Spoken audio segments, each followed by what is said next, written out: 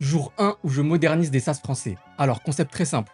Je récupère un SaaS français et on essaye du coup de moderniser une partie de leur page d'accueil. Donc là, pour le premier épisode, je suis allé sur ce SaaS-là, donc maconta.fr. Je suis allé un peu sur leur page d'accueil et du coup, je me suis arrêté sur cet endroit-là où on voit qu'il y a pas mal de bullet points. Donc je me suis dit que ça aurait été sympa de, à la place des bullet points, faire une petite vidéo en motion. Donc je vais pas tout faire bien évidemment, mais on va juste récupérer ces deux premiers points-là, donc gagner un temps précieux et la synchronisation bancaire.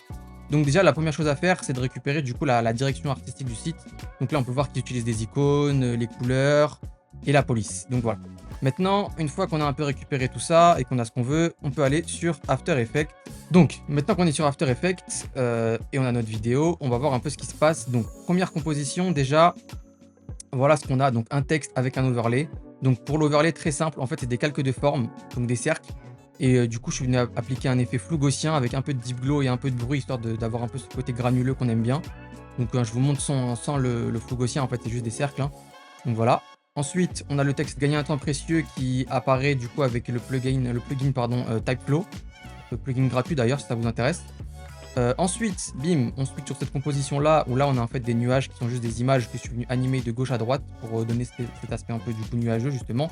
Et donc cette icône-là avec ce calque de forme et le texte-là que je suis venu animer en échelle pour avoir un peu cette apparition-là.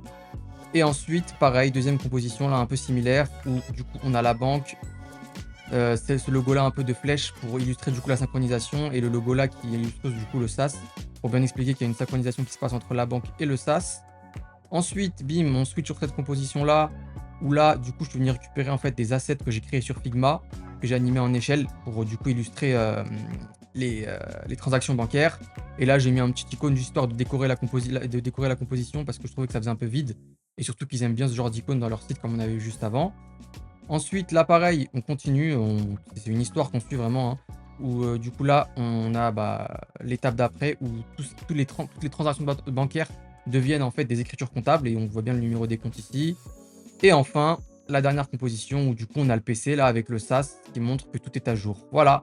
N'hésite pas à me dire si t'as kiffé, commente, like, abonne-toi, partage, fais tout ce que tu veux de cool en fait. Et on se retrouve très bientôt pour le jour 2. Ciao!